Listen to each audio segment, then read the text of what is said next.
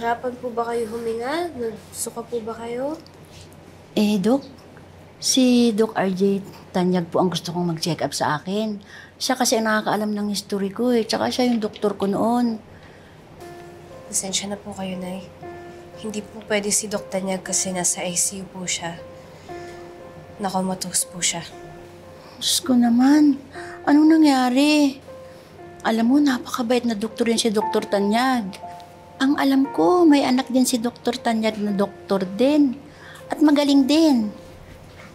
Nay, siya po yun. Yung anak ni Doc Tanyag na magaling. Oo, Nay. Ito si Doc Annalyn. Genius po siya. Genius ka pala. Kay bata mong doktor. Ang galing mo. Manang-mana ka sa tatay mo. Moira, sandali. Carlos, you shouldn't even be here. Umalis ka na. Baka makita ka pa ni Zoe. Moira, ano ba Para nangyayari? mo ng awa, Carlos. Umalis ka na.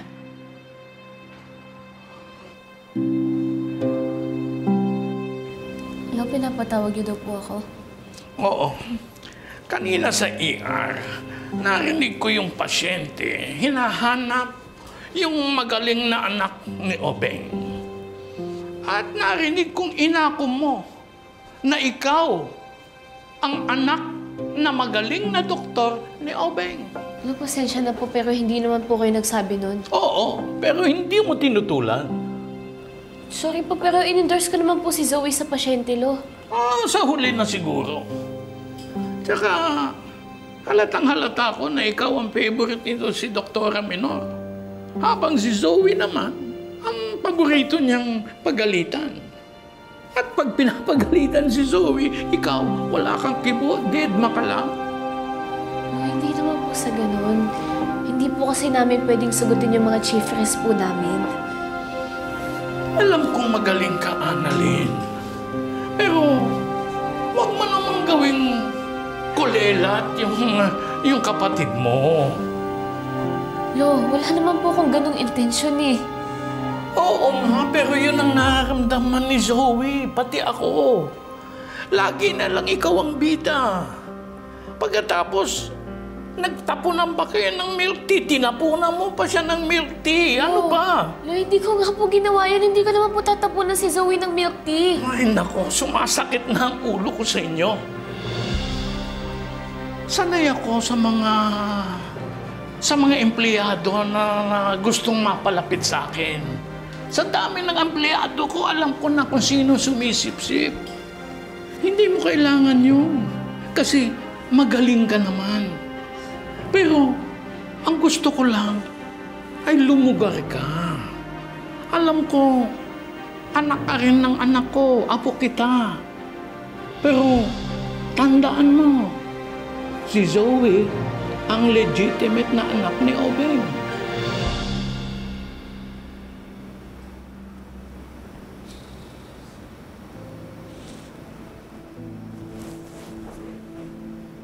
Opo, Lo.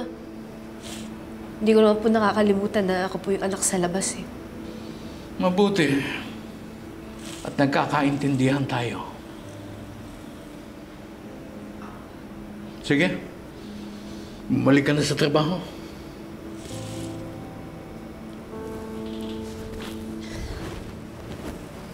Sige po.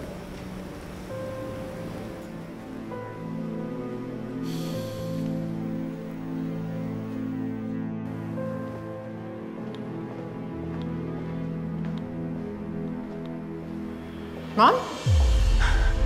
You scared me. Why? What happened? You look terrified. I think your dad's gonna wake up. I saw his hand moving. Mom, no. Those are just spinal reflexes. Hindi pa okay yung stats niya.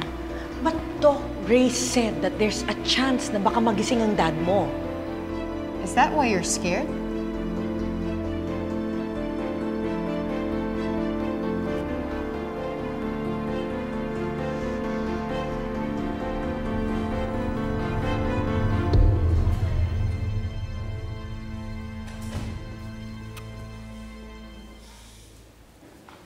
Apo,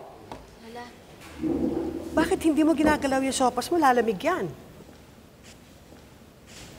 Ba't ka ba nagkakaganyan? May nangyari ba? Napagsabihan po kasi ako ni Lolo Pepe. Napagsabihan na ano? Sinabihan niya po ako na dapat matuto po akong lumugar sa tama. Kasi hindi naman po ako yung totoong anak ni Doc RJ.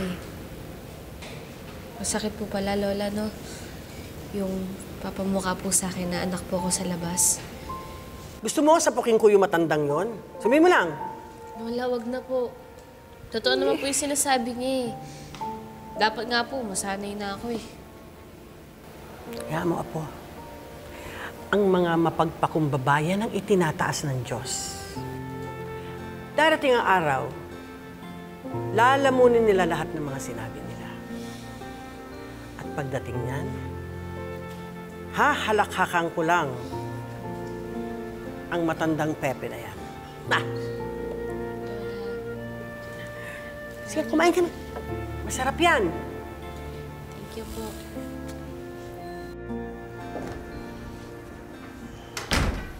Oh, Doctor, anong balita? Sir, antayin na lang muna po natin si Annalyn. Hindi na kailangan. Immediate family lang ang kailangan dito. Pero... Malalaman din niya kung ano mangyari. Pwede ba? Let's just proceed. Okay. Well, this is just a recent development for RJ's condition. Sa huling check-up ko sa kanya, nag-stabilize na yung vitals and neurovitals niya. What? Nakita kong gumalaw yung kamay niya, but according to Zoe, that's just spinal reflexes. Hindi ba, Zoe? Yes, but my recent diagnosis has more improvement compared to this morning. Pero Doc Ray, stable vitals are not enough assurance na magigising si Daddy. Tsaka kung magising man siya, there's a huge possibility na vegetative siya. Yes, I know.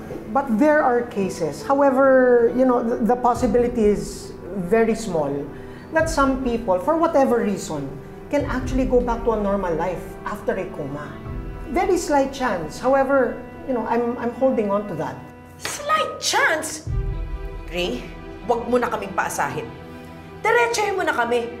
Alam kong hindi na magigising si Robert. Sandali. Kayong dalawa. Bakit ang dating sa akin parang ayaw na ninyong magising si Obeng? Tama ba ako?